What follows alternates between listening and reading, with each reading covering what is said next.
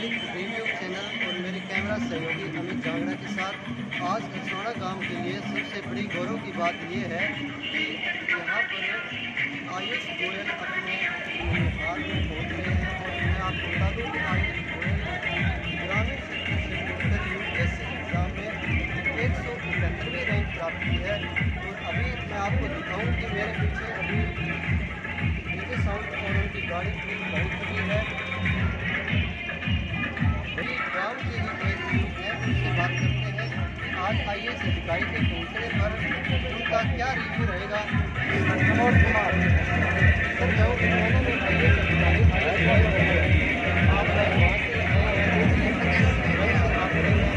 आपके क्या अनुभव की बात तो ये है अभी आईएएस से कछवाड़ा का जो भांजा है तो बहुत बड़ी बात है। आईएएस बनना, आरएएस आईएएस बनता है तो पूरी तहसील को, गांव के लिए पूरी तहसील को, फिर तहसील के बाद में जिले को और खुशी होती है। कछवाड़ा का जो एक तो भांजा है, इसके नाते कछवाड़ा गांव ने बहुत बड़ा जो भांजे का स्वागत किया है। और भांजे को भी फील होगी कि तेरा भी कोई ननिहाल है जहाँ पर तेरा स्वागत हो रहा है। इस बच्चे का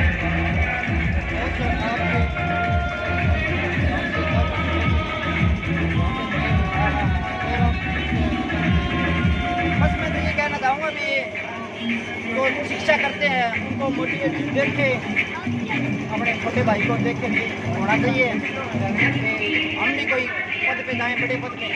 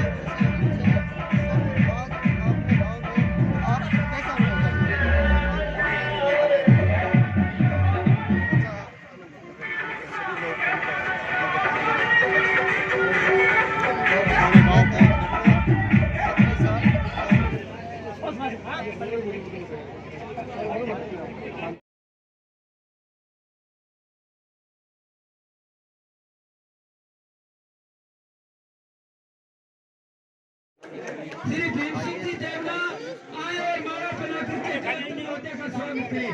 श्री मदन जी देवगढ़ समय बादल आए और माला बना करके अपने भांजे और दैत्य का जोरदार तरीके से स्वागत करें।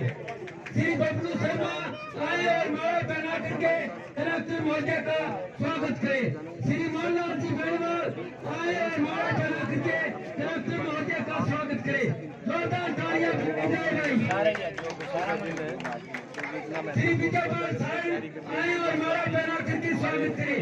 श्रीमान मनोज जोगी आए और माला पहना करके कलेक्टर महोदय का स्वागत करें। श्री नेकीराम जी आए और माला पहना करके अपने भांजे और दैत्य का स्वागत करें। श्री नीलम बेनीवाल आए और माला पहना करके अपने भांजे और दैत्य का स्वागत करें। श्री महेंद्र शाह आए और माला पहना करके अपने भांजे और दैत्य का स्वागत करें। श्री हनुमान जी आए और माला बना करके स्वागत करें। श्री सीताराम संधू आए और माला बना करके स्वागत करें। श्री बाबूराम बेनीवाल और माला बना करके अपने दैत्य नियमों के हाथे की धक्कन। श्री सुरेंद्र बेनीवाल आए और माला बना करके शिक्षा से जो आज उपलब्धि मिली है वो आप सब आज के टाइम में अब हमारे गांव के जो नए लोग तो तैयारी कर रहे हैं और इन दिनों का जो रिजल्ट है हर भर्ती में हमारे गांव से एक दो नौजवान लग रहे हैं। और आज उनके लिए भी एक नोबल बढ़ेगा। अभी शिक्षा के दौरान जो अपने जो खुशी मिलती है, जो खुशी है आज गाँव जो न हम भी में शामिल हों और बड़ी कामयाबी हासिल करें।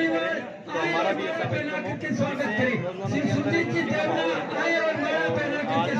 उसको देख के मैं वही चाहूँगा कि वो भी बढ़िया तरीके से दिल लगा के तैयारी करें।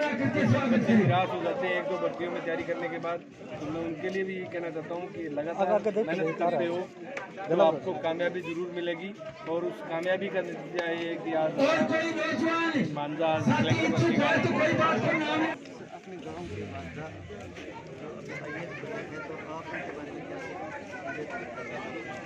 मेरा उनके लिए ये संदेश है कि ग्राम खतवाना में उनके आने पर गाँववासियों के सर सिंगल परिवार की ओर से उनका बहुत ही जोरदार स्वागत किया गया और उस बच्चे ने जो मुकाम हासिल किया है उसके लिए उसने पता नहीं कितनी रातें जागते भी गुजारी होंगी और कितनी उन्होंने कि वो मुकाम पर पहुँचे। हमारे बीच में श्री जयदेव जी राठौर सरदार शहर से आए, वो कृपया मंच पर पहुंचे, मंच पर आकर के खड़े हैं, उनका स्वागत कराया जाएगा। एक दो माला से IAS इंडियन श्री जयदेव जी सर्विस भारतीय प्रशासनिक सेवा में एक कलेक्टर के पद के ऊपर सुविधा किया है, तो मैं उनके उज्जवल भविष्य की कामना करता हूँ। बहुत बहुत धन्यवाद देता हूँ। हाँ, जयदेव जी का माला पहना करके गांव के युवाओं को श्री रोशन सेठ, सुभाष सेठ, श्री जयदेव जी का माला पहना करके स्वागत करेंगे।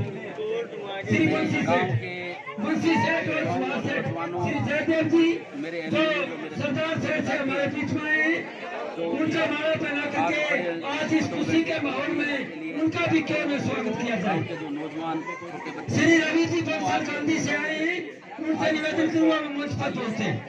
श्री रवि बंसल गांधी से अनुसरण करें और तैयारी करें, तो इनके IAS या RAS या बड़े पद पे या अपनी मेहनत से ऐसा मुकाम हासिल करें ताकि श्री रवि जी बंसल रोशन हो।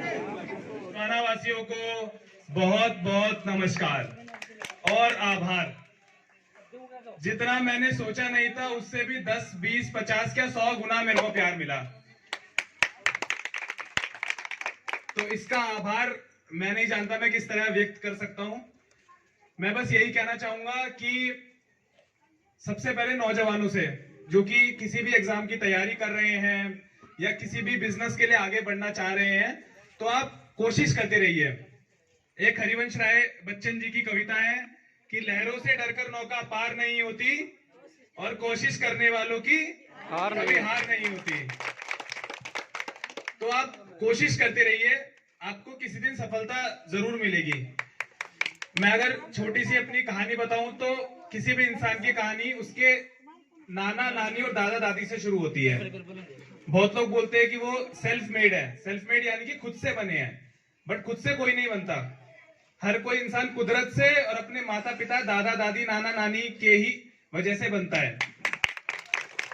तो सबसे पहले तो मैं धन्यवाद देना चाहूंगा अपने नाना जी का जो अभी हमारे बीच में नहीं है, और मेरी नानी जी का जिनकी वजह से आज मैं यहाँ पर आ पाया हूँ। दूसरे नंबर पे मेरे माता और पिता जिन्होंने हमेशा मेरा साथ दिया। हमारी भी दिल्ली में भी एक छोटी सी परचून की दुकान है, ऐसा नहीं कि बहुत अमीर है, लेकिन उन्होंने हमेशा कहा कि तुम पढ़ाई करो। कभी ये नहीं कहा कि आप कोई काम करो, पैसे कमा के लेकर आओ या जिम्मेदारी लो। तो हमेशा पढ़ाई के लिए प्रोत्साहित किया, और उसी का आज नतीजा है कि मैं एक कलेक्टर बनके अपने ही गांव में वापस आ पाया हूँ। तो मेरे को बहुत ही खुशी का आभास हो रहा है। मैंने खचवाना से निकलने के बाद अपनी पढ़ाई दिल्ली में ही की। उसके बाद मेरी एक 28 लाख रुपए की नौकरी लग गई थी मुंबई शहर में। तो चाहता तो मैं वो नौकरी रख सकता था, लेकिन मेरे अंदर एक लालसा थी कि क्या इस नौकरी के लिए मैंने इतनी पढ़ाई की है। क्योंकि आपकी एक बारी बहुत अच्छी नौकरी लग जाए तो आप जिंदगी में मान लेते हैं कि मेरा मकसद पूरा हो गया है। अब मेरे को अपने अलग भौतिक चीजें, शारीरिक चीजें, मानसिक चीजें, उस पर ज्यादा फोकस करना है। लेकिन मेरा था कि मेरे को समाज के लिए कुछ करके दिखाना है। मेरा स्पेशल फोकस था कि मेरे को लड़कियों की शिक्षा के लिए कुछ करना है। जो छोटी बच्चियां होती हैं उनका कई जगह अपमान होता है, कई जगह खरीद फरोख होती है उनकी, क्योंकि हमारे यहाँ गलत गलत प्रथाएं हैं। तो मेरा हमेशा से मानना था कि क्या मैं उनके लिए कुछ कर सकता हूँ, क्या मेरी पढ़ाई उस तरीके से यूज हो सकती है। तो उसके लिए मैंने तैयारी करनी शुरू करी, और मैंने अपने पापा से और मम्मी से सबसे पहले बोला कि मेरे को नौकरी छोड़नी है। तो किसी भी माता पिता के लिए बहुत बड़ी चीज होती है कि उनका बेटा बोले कि 2 लाख रुपए महीने की नौकरी छोड़नी है। लेकिन उन्होंने एक बार भी ये नहीं बोला कि आप नौकरी मत छोड़िए। उन्होंने बोला कि आपका जो मन करता है, आपका जो दिल करता है, आप वो कीजिए।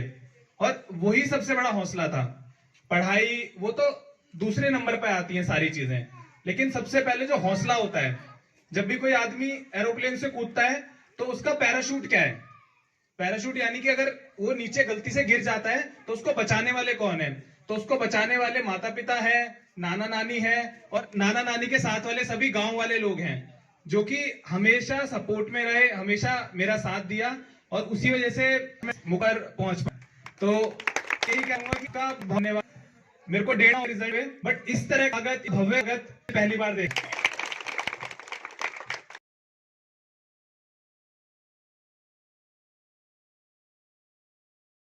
रवि बंसल जी जिला महामंत्री हैं, उनसे भी हम बातचीत करते हैं।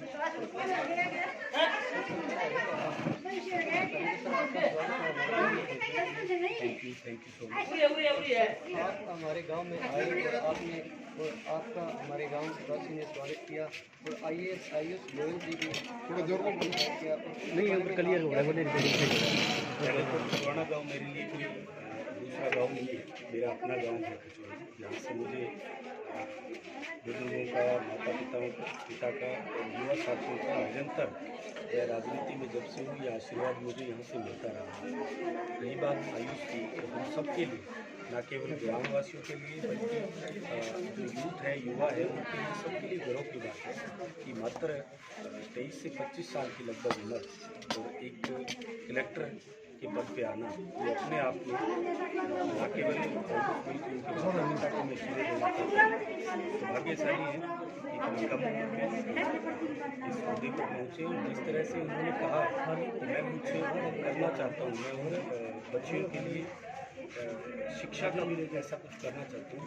तो उम्र छोटी है, सोच बड़ी है। सर, आप तो अभी आप भी युवा हो, और आप गांव के युवाओं से भी आप मिलते रहते हो, क्योंकि आप हर एक कार्यक्रम में जाते हैं, तो आप क्या रहे हैं सर? थोड़ा कैमरे की तरफ दें। देखिए, सबसे पहले तो मैं मेरी विधानसभा क्षेत्र भादरा के युवाओं को कहना चाहता हूँ कि जितना नशे से दूर हो, आयुष हमारे लिए एक एग्जाम्पल है। 25 साल की उम्र में कलेक्टर लगना मतलब पढ़ाई की तरफ ध्यान दें। अभी हमारे साथ हैं आयुष गोयल जी के मम्मी और पापा, उनसे भी हम थोड़ी बातचीत करेंगे कि उन्होंने कैसे सपोर्ट किया और कैसे उनकी मेहनत में आगे बढ़ने के लिए उनको प्रोत्साहित किया। तो सर, सबसे पहले तो आपको थैंक यू जी।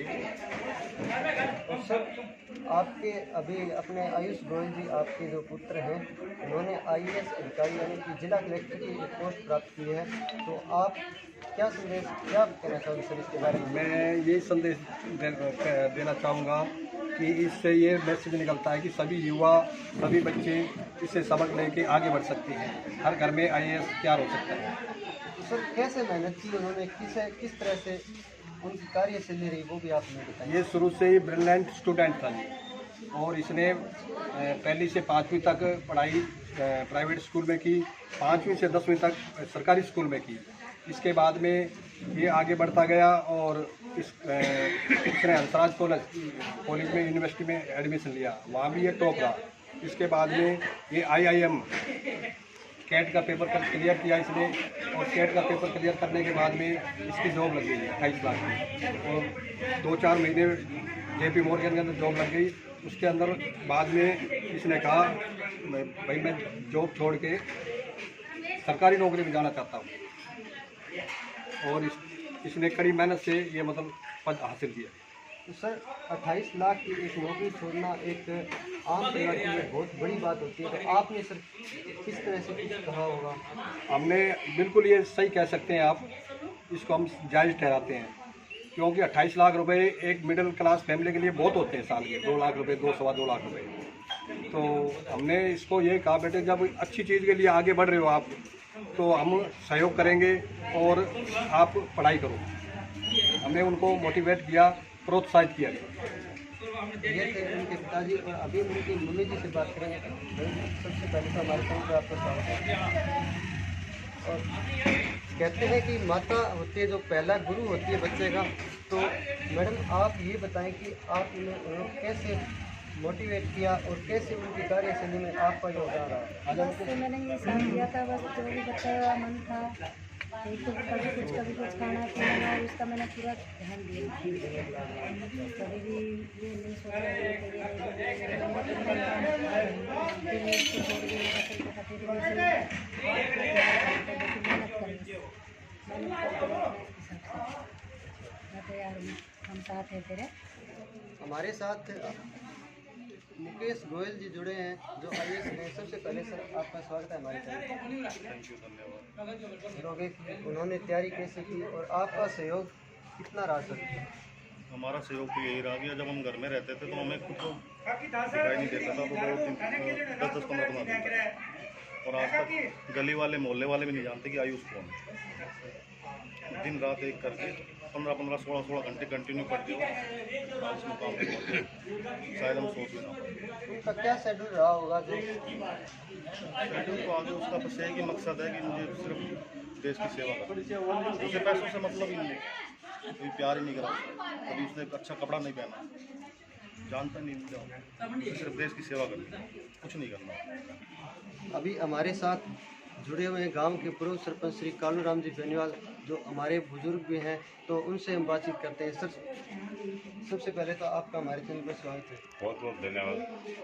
सर अपने गांव में आयुष गोयल जी पहुंचे हैं जो IAS अधिकारी, जिला कलेक्टर की एक पद बहुत बड़ा पद होता है सर, सोचने से ही ऐसा लगता है। तो आप उनके स्वागत भी किया, तो आपका क्या कहना है सर? सबसे पहले तो मैं धन्यवाद देता हूं उसकी जननी को, जो ऐसी जननी ऐसा सपूत पैदा करे ताकि लोगों में जागरूकता हो। और मैं आभार प्रकट करता हूं कलेक्टर साहब का, जिन्होंने अपने मेहनत प्रयास से और जो 28 लाख का जॉब छोड़ करके इनके घर वालों ने जो भी सहयोग दिया है, उसके लिए उसके पिताजी का, परिवार बंधुओं का, उसकी मम्मी का बहुत धन्यवाद करता हूँ।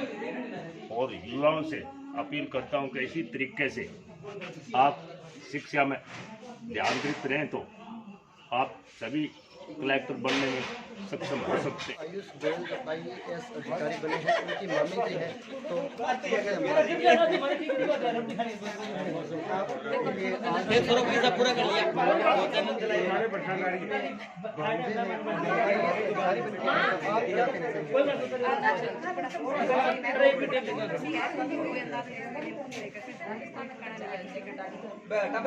आगे भी हम हमारे बच्चों को देना चाहते हैं कि आगे ये थे उनके मामी जी, और उनके मामा जी से हम बात करेंगे। तो सर आपका स्वागत है। और सर आपके भांजे आज आयुष गोयल जी जो IAS अधिकारी कोई छोटी पोस्ट नहीं होती, जिला कलेक्टर की नौकरी होती है, तो आप उसके बारे में क्या कहना चाहोगे? आप क्या संदेश देना चाहोगे?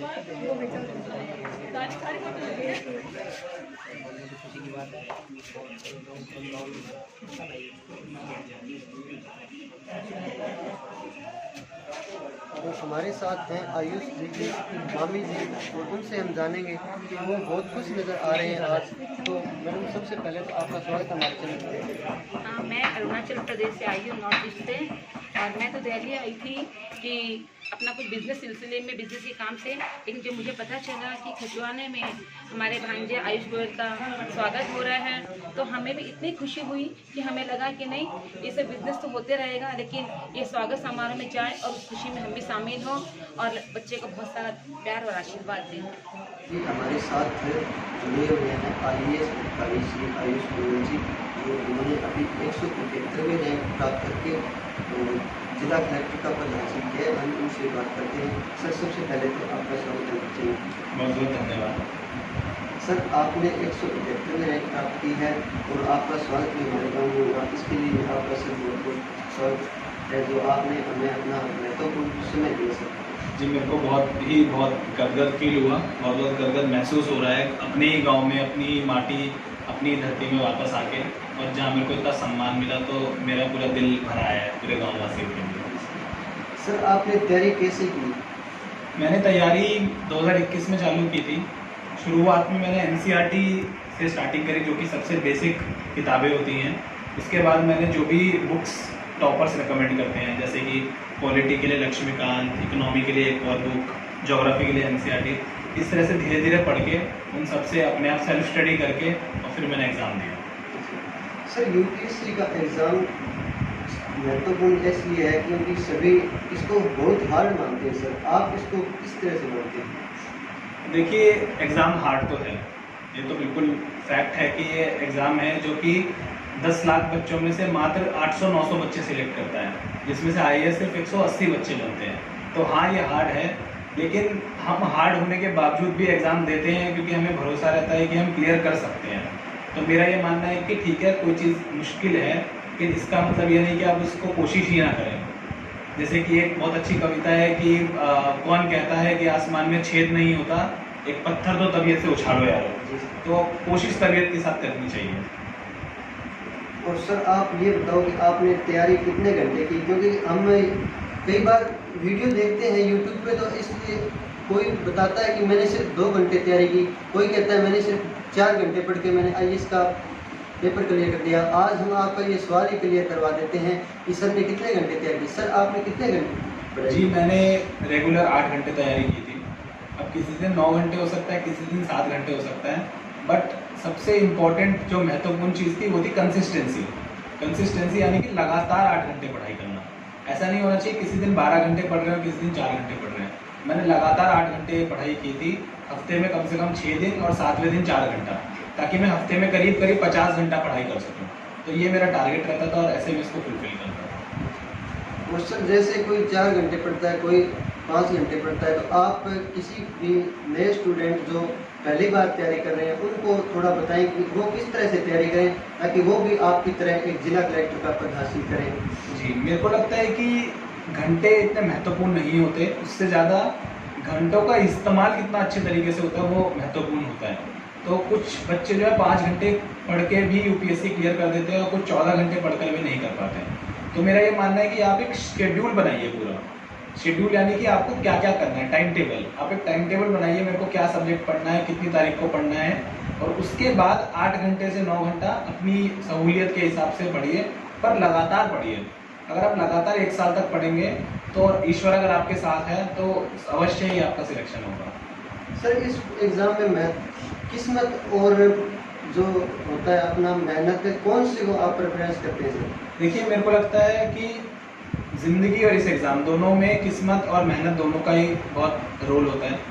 मैं बहुत छोटा सा उदाहरण दूंगा कि बैंक में जैसे लॉकर होता है, उसकी एक चाबी आपके पास होती है, दूसरी चाबी बैंक के मैनेजर के पास होती है, और वो तभी खुलता है जब दोनों चाबियाँ एक साथ लगाई जा सकें।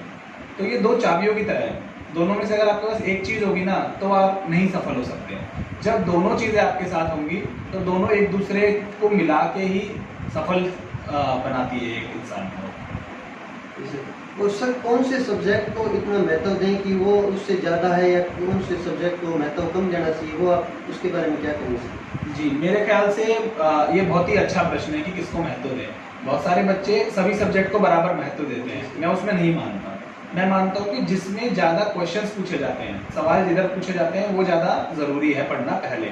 तो सबसे पहला मैं पॉलिटी को देता हूँ जो कि राजनीतिक विज्ञान होता है, दूसरा मैं इकोनॉमी को देता हूँ जो कि अर्थशास्त्र होता है, और तीसरा मैं ज्योग्राफी और एनवायरनमेंट। इन 3 या 4 सब्जेक्ट को मैं सबसे ऊपर अपना प्रेफरेंस देता हूँ, क्योंकि इनसे प्रीलिम्स में 60 क्वेश्चन आते हैं और साथ में करंट अफेयर्स।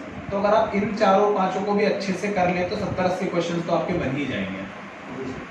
तो सर कई बार अपने सोशल मीडिया वगैरह पर भी ये मैसेज ट्रोल करते रहते हैं कि IAS में पूछा गया सवाल, और सवाल कुछ होता है और जब हम पढ़ते हैं तो वो कुछ और दिखाई देता है। सर उसमें कैसे सवाल पूछे जाते हैं वो भी आप एक बार क्लियर कर दो। जी, बहुत अच्छा प्रश्न है। जो भी आप YouTube इंटरव्यूज़ में देखते हैं, इंस्टाग्राम पे देखते हैं, 99% चीज़ें बिल्कुल गलत होती हैं। वो बस पॉपुलैरिटी लेने के लिए, प्रसिद्ध होने के लिए उसको दिखाया जाता है। IAS में जो सवाल होते हैं वो काफ़ी एनालिटिकल होते हैं, विश्लेषण से रिलेटेड होते हैं। विश्लेषण यानी कि वो पूछते हैं, चलिए आप एक ज़िले के डिस्ट्रिक्ट मजिस्ट्रेट हैं, आप एक ज़िले के कलेक्टर हैं और कहीं बाढ़ आ जाती है, राजस्थान में बाढ़ आ जाती है, तो आप उसको कैसे हैंडल करेंगे। तो इस तरह के सवाल पूछे जाते हैं असली में उसमें, और आपका आंसर मैटर नहीं करता कि उसका फैक्ट कितना करेक्ट है। फैक्ट यानी कि आपने सही बताया गलत बताया वो मैटर नहीं करता, बट आपने कितने कॉन्फिडेंस से बताया, आप कितना अपने आंसर के बारे में श्योर हैं और किस तरह से आप अपनी बात कह रहे हैं, वो ज़्यादा महत्वपूर्ण है। तो जो बच्चे अपने दिमाग को ठंडा रख के सारे सवालों का उत्तर अच्छे से देते हैं, अवश्य ही उनका सिलेक्शन होता है। तो सर सोशल मीडिया कितना ज़रूरी होता है, या सोशल मीडिया का आपने कितना उपयोग किया सर? देखिए सोशल मीडिया जितना आप मिनिमम रखें, यानी कि जितना न्यूनतम रखें उतना ही बेहतर होता है। मैंने YouTube का इस्तेमाल काफ़ी किया था, जो भी मेरे को टॉपिक्स जैसे कि ज्योग्राफी में या फिर एनवायरनमेंट में मेरे को नहीं समझ में आते थे, उनका मैंने YouTube से वीडियोस देखे थे बहुत सारे। बट फेसबुक, इंस्टाग्राम, इसमें जो टॉपर्स अपने रील्स डालते हैं, फोटोज डालते हैं, उससे ना आपका दिमाग में कचरा भर जाता है बहुत सारा, और आप ना उनको फैंटेसाइज करने लग जाते हैं। फैंटेसाइज यानी आप आपको उनकी जगह रखने लग जाते हैं, जो कि बहुत गलत चीज़ है। इसकी जगह आप YouTube पे एजुकेशनल कंटेंट देखें, और फेसबुक, इंस्टाग्राम, लिंक्डइन इस अकाउंट को अगर आप बंद ही कर दें 1-1.5 साल के लिए तो बहुत अच्छा रहेगा। जी सर। और सर कई बार क्या होते हैं कि बच्चे 1-2 बार पेपर देते हैं और वो बीच में डीमोटिवेट हो जाते हैं, वो सोचते हैं कि हम इस नौकरी के लिए बने ही नहीं, तो उनके लिए सर आप क्या कहोगे? देखिए मेरा ये कहना है कि डिमोटिवेशन होना ज़िंदगी का एक पहलू है। मैं ये नहीं कहूँगा कि आपको डिमोटिवेट होना ही नहीं चाहिए, आप होते हैं, ये एक सच्चाई है। और इसको जितना जल्द आप मान लें कि हाँ मैं किसी वजह से डिमोटिवेट हो रहा हूँ, उतना ही जल्दी आप मोटिवेट होना शुरू हो जाते हैं। क्योंकि अगर आप देखें कितने सारे टॉपर्स होते हैं जिनके हाथ तक नहीं होते, जिनके पैर तक नहीं होते, वो फिर भी IAS बनते हैं। जैसे ईरा सिंघल एक टॉपर थी, उनको कमर में इतनी दिक्कत थी, वो रैंक 1 आई थी। इस साल एक लड़की है आकृति सेठी, उसके 5 प्रीलिम्स फेल हुए और वो 6ठे प्रीलिम्स, मेंस, इंटरव्यू तीनों एक साथ क्लियर करके IAS बन गई। तो इस तरह के जब उदाहरण हमारे सामने हैं तो मैं बोलूँगा आप उन उदाहरणों को देखिए, उनसे सीखिए, उनसे प्रेरणा लीजिए और सोचिए कि मेरे अंदर क्या कमी है और मैं उस कमी को सुधारूँ। और जब तक ना सुधारूँ तब तक चैन से ना सोऊं, और तब तक परस्पर मेहनत कर सकता हूँ मैं। और सर जैसे कई बार हम तैयारी करते हैं और मन में सोच ही लेते हैं कि हमें बनना है तो सिर्फ IAS ही बनना है और कुछ बनना ही नहीं, तो उसमें आप कई बार असफल भी हो जाते हैं, तो समाज वाले भी कहते हैं कि तू IAS की जगह और कुछ बन जा, तो आप उसके बारे में क्या कहोगे सर? देखिए असफलता होना लाजमी है, क्योंकि जैसे कि मैंने शुरुआत में बताया 10 लाख में से 180 बच्चे बनते हैं। तो 10 लाख में से अगर हम 180 को घटाएं तो 9,99,820 बचते हैं। लेकिन इसका मतलब ये नहीं ना 9,99,820 बच्चे एक फेलियर है, वो और भी चीज़ें एक्सप्लोर कर सकते हैं। आपने देखा होगा बहुत सारे UPSC फेलियर जो होते हैं इतने बड़े बड़े कोचिंग इंस्टीट्यूट्स खोल लेते हैं, है ना। विजन IAS जैसे कि इंस्टीट्यूट है, उनके मैं डायरेक्टर से मिला था, वो क्या थे, वो UPSC में पास नहीं हो पाए थे, ठीक है। या फिर नीचे रैंक आती है, बहुत लोग सोचते हैं मैं IAS ही बनना है। विकास दिव्याकृति सर कभी IAS नहीं बने वो, लेकिन आज हजारों IAS को निकालते हैं वो। तो ज़रूरी नहीं कि यही आपका एक प्रोफेशन है, यही आप कर सकते हैं। इसके अलावा भी दुनिया बहुत बड़ी है। अगर आपको लगता है कि मैं किसी और जगह अपनी एबिलिटी का इस्तेमाल बेटर कर सकता हूँ, तो अवश्य ही उस प्रोफेशन को आपको चुनना चाहिए। तो सर आप ये बताओ कि युवा जो तैयारी कर रहे हैं उनके बारे में आप क्या संदेश देना चाहोगे, ताकि वो भी तैयारी को अपनी मजबूत करके और आगे बढ़ सकें? सर जी, मैं युवाओं को एक ही संदेश देना चाहूँगा कि आप लगे रहिए। लगन बहुत ज़रूरी है UPSC की परीक्षा में, क्योंकि आपको 1 से 2 साल की कम से कम डेडिकेटेड पढ़ाई देनी ही पड़ती है। तो आप आंख बंद कीजिए, बिल्कुल लगे रहिए, ईश्वर का नाम लीजिए, जिसमें भी आप भरोसा करते हैं, माता पिता में, ईश्वर में, अल्लाह में, यीशु में, किसी में विश्वास करते हैं, उसको मान के आप लगे रहिए कि किसी दिन मेरे को सफलता मिलेगी। और आप जो भी मोटिवेशन के लिए यूज़ करते हैं, जैसे मैं कविता यूज़ करता था कि लहरों से डरकर नौका पार नहीं होती, और कोशिश करने वालों की कभी हार नहीं होती। तो आप कोशिश करते रहिए, जब तक आप कोशिश करेंगे तो शिक्षा आपको एक दिन आपका हक ज़रूर दिलाएगी। तो अगर आप लगे रहेंगे तो ज़रूर आप कुछ तो डेफिनेटली बन के निकलेंगे।